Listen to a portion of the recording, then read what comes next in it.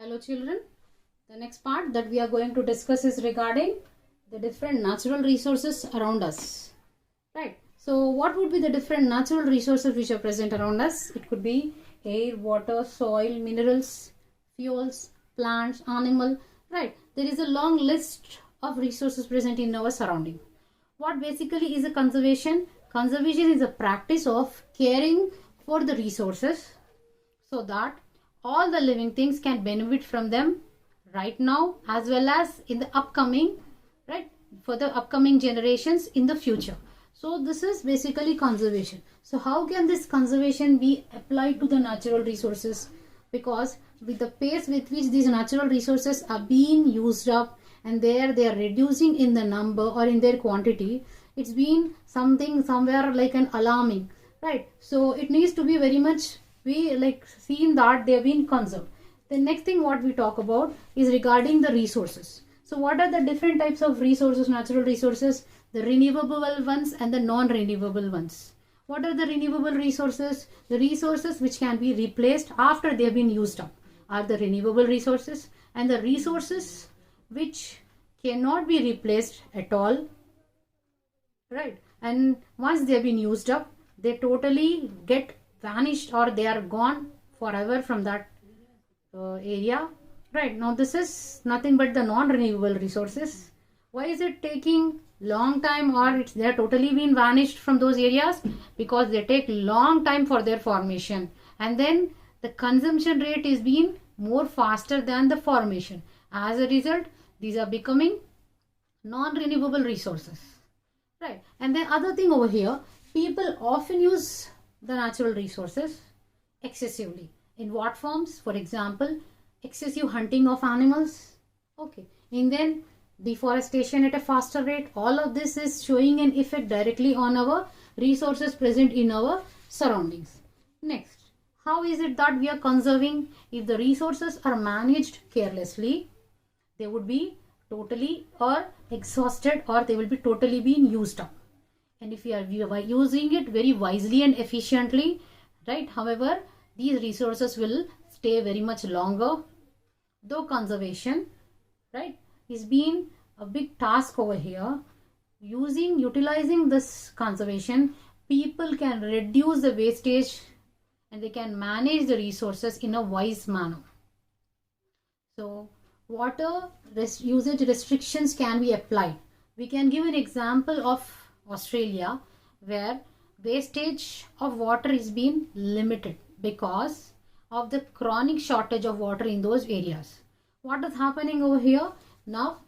Because of the drought, different problems over there, calamities, what is happening? Water is being very much short. So there they've been put restrictions with the refilling of swimming pools, or like using of hose pipes for washing of pavements or washing of the vehicles. Or we can say that excessively watering of the lawns and all is being restricted. They can instead use sprinklers, which is reducing the wastage. In this ways, if restrictions are being put on certain areas, in areas where water wastage can be reduced, now that would be really a better thing for saving of the resources in those specific areas, we can say. The next thing, when we talk about the need for conservation of the resources, right, often conflicts with the other needs of ours. If we are restricting the usage of water, other needs of us would be put at pause, right, and it would become a problem. So what can be done? For example, it's been said that like a farmer who's depending upon the land, he would clear up some area of the farmer for like the forest and go with agriculture in that area. The same way over here, a person who is into business dealing with wood, he would clear up a part of the forest, cut down the trees, get that wood. It is being utilized in making of furniture, or he would be utilizing it to build a factory or a shopping mall and all. But these needs are valid for us one way if we say, but the other side of the coin, when we check those areas, right, of the forest where those trees were cut down, was once a habitat for other animals and plants. Now it's been lost. Here these animals are forced to live somewhere or to enter into the areas where humans live, and it may cause a destruction for both of them. And the other case would be they may be dead as well.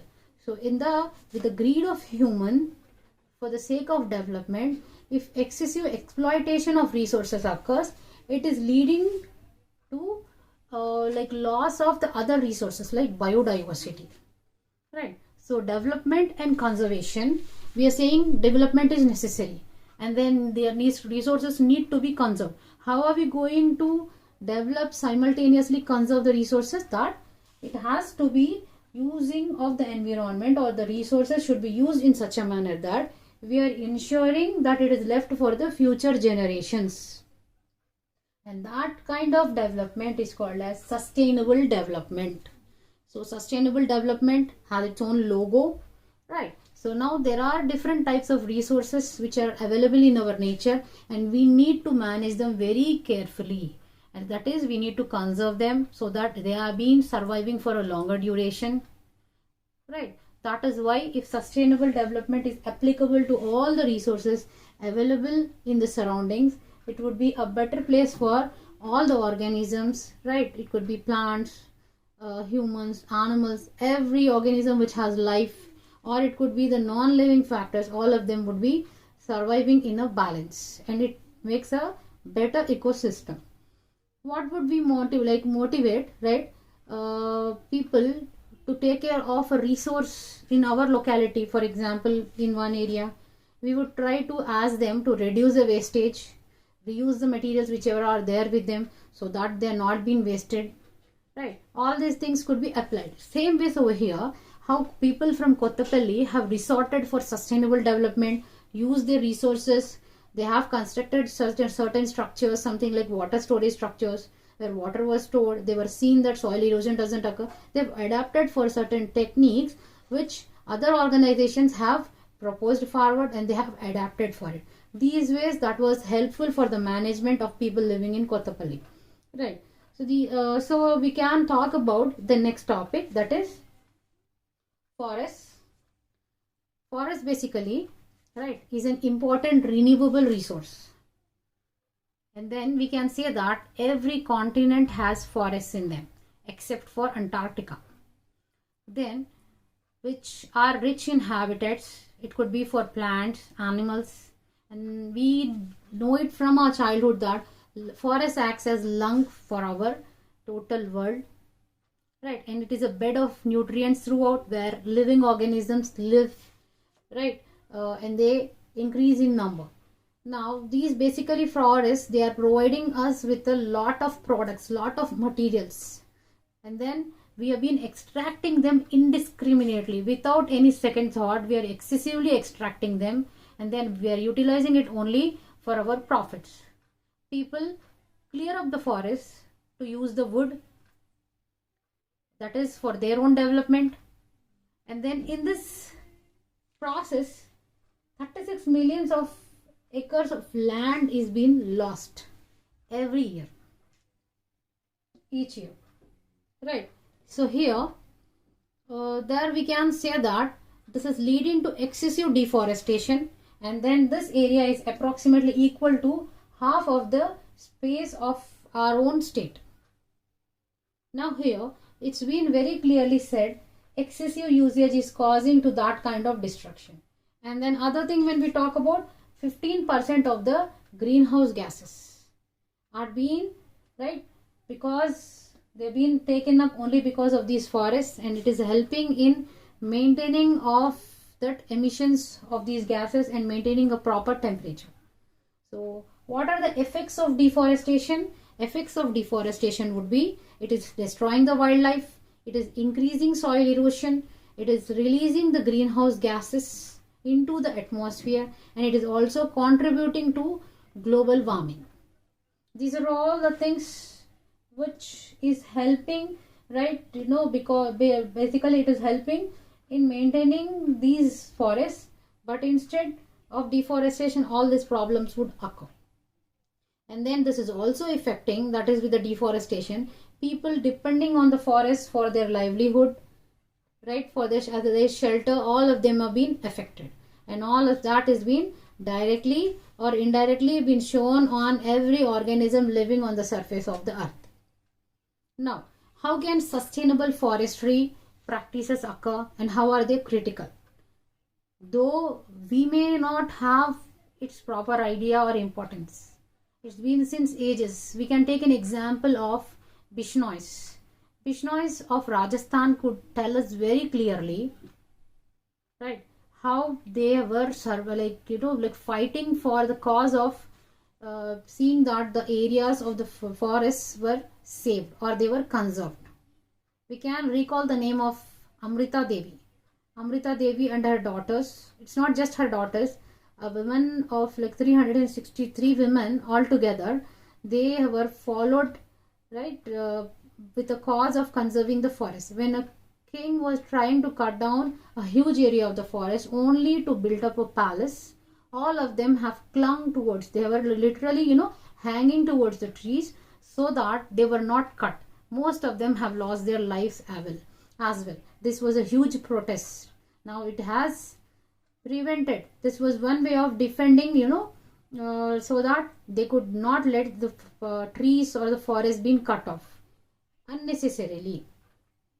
Right. Here it was like, they have taken a pledge coexisting, right, which was coexistence taken by them as a Bishnoi. They basically, follow a rule, a set of 29 rules to conserve nature.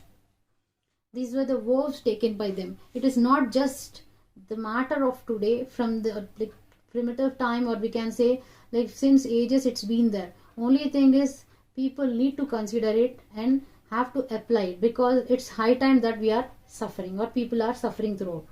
And then we can give a proper example of tribals like Chenjus and Gondus. These Chenjus and Gondus, what do they do? They are very much aware of the natural resources. They also take care, if they are utilizing a resource from one area of the forest, they would also be very much specific that how to put it back and how to revive it back, so that again once it's needed it would be there. But what is that the modern people are doing now? They would see that all the resources are taken up, tapped up so much that they have been always in profits, but instead they don't bother about the resources which are present in the surroundings. Next, sustainable forestry methods, they would include low impact logging, right? Logging should be reduced, and then practicing and harvesting with natural regeneration in the mind, so that they can avoid certain logging techniques such as removing of high valuable trees and the largest trees from the forest. And these can be consumed, like these can be conserved throughout, right? If these consumers are recycling some of the paper which has already been there. For example, if you're talking about the paper, we talk about the trees. We also can talk about some countries like China and Mexico. Now these use the waste paper to the maximum. That is the the papers like, the cardboards. It could be, envelopes or one-sided printed papers. All of them would be using them in such a manner, or right, so that they would utilize it for writing or for the rougher. And these all things have been recycled and reused again and again. In these ways, what is happening? We are able to save a lot of trees present in the nature, so that it can also replace some amount of like wood products or the wood, and we are able to save some of the trees. And some other things, it is being said that fast growing like grass trees would be there in nature, something like bamboo. It grows very faster, right? Instead, when it is being used up, reducing the cutting down, right? Or we can say the cut down of the trees can be made reduced, so that it is always been useful for nature. So here, this is what are some of the measures being taken to save the forest, and at what pace it is being lost. So now the next thing after the forest we will talk about is the soil. Soil, we know, is a vital or important thing for the production of food. Why we need high quality of the soil to grow the crops. Then soil is also very much important for the plants. Here many different types of conservation efforts have been put forward, right, such as plant conservation, animal conservation. Now that will totally depend upon soil conservation. It means everything is being totally linked up with the soil. So if soil is being conserved, all other organisms, it could be plants and animals, are conserved. How are the nutrients being depleted here? The nutrients basically, they've been depleted here only because of poor farming practices, repeated using of those areas of that land, we can say, and then you like planting the same type of crop one after the other. It's again the same thing, erosion, soil erosion, which would occur basically. And also we can say that the wind, which would also help like washing away of the soil from those areas when excessive plowing of that field would occur. So this is regarding some of the things which are being responsible for erosion of the soil. The next thing, one way we can conserve this methods over least of the soil over here would be crops which are grown such as corn, wheat, red clovers. Basically they've been used as contour strips. In the hilly areas, these are grown as contour strips, that is one line after the other. When they have been grown, it would specifically help in this like preventing soil erosion. How is it been possible? If one kind of crop, that there are 2 to 3 different types of crops have been grown. So what is happening over here? If it is time for harvesting one crop, the other is being remnant.